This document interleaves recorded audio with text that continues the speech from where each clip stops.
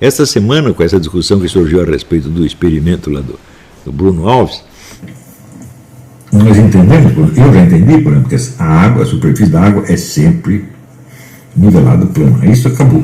Isso para mim não tem mais dúvida, né? Essa foi uma singela homenagem, né, para o saudoso Olavo de Carvalho, professor Olavo de Carvalho, que eu nunca mais me esqueço de um tweet que ele fez, em que ele disse que um rapaz de regata estava destruindo doutores. E eu fico muito lisonjeado que o professor Olavo de Carvalho falava de mim nessa época. Por isso eu estou aqui de regata. Apesar do calor aqui, o maçarico tá ligado aqui no Rio de Janeiro hoje. Então eu vim até pro terraço, botei a regata para poder fazer essa singela homenagem aí para o professor Olavo de Carvalho. Esse vídeo tem por objetivo mostrar qual é a nova muleta, né, que os doutores têm usado para tentar explicar o inexplicável. Por incrível que pareça, quando eu comecei nesse assunto, a discutir e discorrer sobre qual seria a forma da Terra, eu via os terraplanistas utilizavam muito densidade, né? E eles tiravam uma onda, os doutores. Densidade não é força, densidade não faz nada. E hoje, como a coisa inverte, como né, as coisas mudam de lugar, né? Como o mundo muda de um tempo para outro. Hoje, nós que mostramos e provamos para ele que densidade não faz nada, não altera nada, e eles têm como muleta utilizar a densidade. Mas é impressionante como eles correram no meu experimento, aquele que eu faço tanto com vapor de água quanto com CO2, né? Que ao você entregar energia para a água ou para o CO2, eles sobem, e quando você retira a energia da água ou do CO2, eles descem. E provando, né, que energia gera trabalho, trabalho gera movimento. E o vetor, o responsável pelo vetor cima e abaixo, é o próprio princípio da difusão e da condutividade térmica. E eles estão desesperados. Eu estou vendo, né, alguns vídeos aí dos... eu não comento mais sobre eles, mas estou vendo alguns vídeos deles. E os caras tendo como muleta a densidade. O que acontece é que densidade é massa sobre volume. Isto é um contador em que você tem uma quantidade de massa dentro de um volume. Mas quando você tem um gás livre, solto na atmosfera, primeiramente que você não vai ter como ter o volume. Então você não pode utilizar a densidade para isso. Entende? Como que você vai utilizar densidade se o volume é livre? Se não tem volume, está solto na atmosfera. Se densidade é massa sobre volume, quando você vê o CO2 subir e o CO2 descer, isso significa que a densidade não pode ser contada aí. E eu vou dizer mais, tá? Eu vou dizer mais. O CO2, ele é mais denso do que o ar. Botem isso na cabeça de vocês. O CO2 é mais denso do que o ar. E por que quando eu aqueço ele sobe? Ele é mais denso que o ar. O CO2, em qualquer condição, ele é mais denso do que o ar atmosférico. Olha aí, que enrascada. Veja bem que a água é mais densa do que o ar ambiente. A água. E por que quando eu aqueço ela sobe? Lembrando que aquela fumacinha que você vê subir ali da água, né? Da chaleira, quando você bota água para ferver, aquilo ali é água, gente. São gotículas de água subindo. Aquilo não é gás, não, é água. E a água é mais densa do que o ar. E ela sobe quando eu aqueço.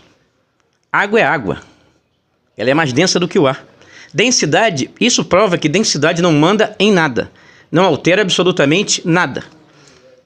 O que manda é a energia.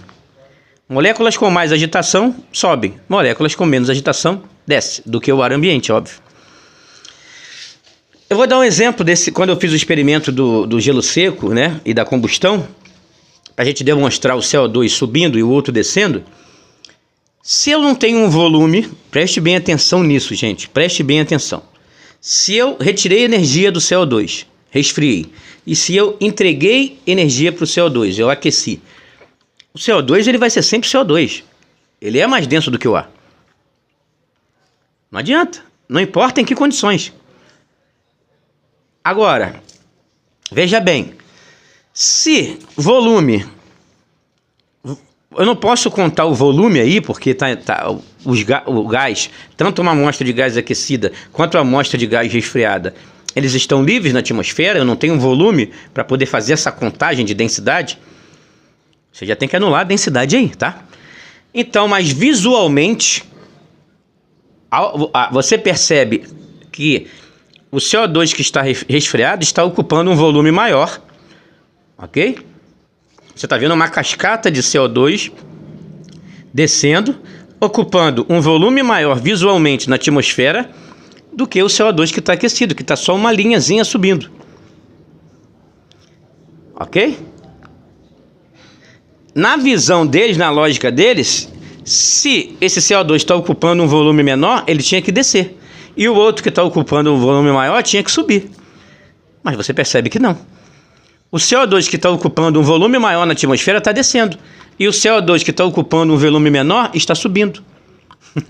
Porque nessas horas eles apelam para densidade, para volume, para tudo. Quando na realidade, densidade e volume não altera absolutamente nada. Quando você vê uma fumaça de um vulcão subindo na atmosfera e ficando por meses, lembrando que na fumaça do vulcão tem até partículas sólidas, tá? E ela fica suspensa no ar por meses. Por quê? Se a fumaça do vulcão é mais densa do que o ar. Por que ela fica lá suspensa por meses se ela é mais densa do que o ar? Sabe por quê? Porque a densidade não altera nada. Densidade não é responsável por alterar nada. É simplesmente porque ela tem mais energia, tem mais agitação do que o ar ambiente. Por que aquilo lá, gente? Deixa eu ver se vai dar pra ver. Deixa eu ver se dá pra ver aqui. Deixa eu ver. Lá no céu, não sei se está dando para vocês verem a quantidade de nuvem que tem lá. Aquilo lá já é água, gente. Aquilo lá já é água. É mais densa do que o ar. Por que não cai? Claro, quando chegar uma certa hora, ela vai acumular tanta água que ela vai precipitar. E até gelo, tá?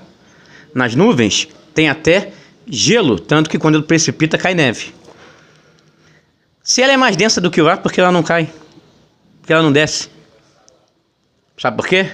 Porque a densidade não altera nada. É porque as partículas de água estão com mais energia do que o ar ambiente. Lá é bem frio. Tanto que o vapor de água condensou. E eles ainda dizem que não tem moléculas lá em cima, hein? Que é rarefeito.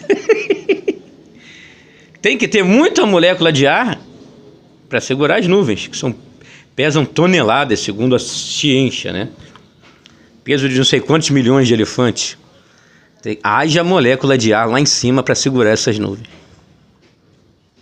Ok, pessoal? Então fica bem claro aí, eu quero um desafio, tá?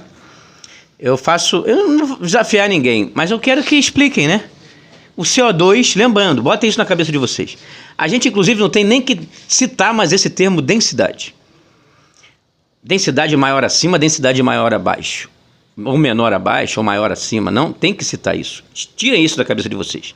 O que acontece é um ar com maior energia ou com menor energia. Porque densidade não altera nada. Expliquem a fumaça do vulcão, que tem até partículas sólidas e ficam por meses lá em cima. E é muito mais densa do que o ar e está lá em cima. Expliquem as nuvens, que é muito mais densa do que o ar e está lá em cima. Explique o CO2, que é mais denso do que o ar e sobe. Explique a água, que é mais densa do que o ar e quando você aquece uma cristaleira ela sobe. Expliquem. Expliquem por que no experimento que eu fiz do CO2, o CO2 que está resfriado está ocupando um volume maior visível na atmosfera e está descendo. E o CO2 que está aquecido está ocupando um volume menor, uma linhazinha, e está subindo. Na lógica de vocês, o que ocupa o volume menor tinha que descer, e o que ocupa o volume maior tinha que subir. E está acontecendo ao contrário. Sabe por quê? Porque densidade, essa muleta que vocês estão tendo agora não altera nada, era o que vocês diziam no passado. Densidade não altera nada. Mas agora a densidade virou a muleta de vocês. E vocês não sabem a vergonha que vocês estão passando. Resta chorar, espernear. E como esse vídeo fica em homenagem aí ao saudoso professor Olavo de Carvalho. Obrigado. Fiquei muito orgulhoso na época quando ele citou que esse rapaz de camisa de regata destruía o sonho dos doutores. É isso, gente. Um abraço e até a próxima.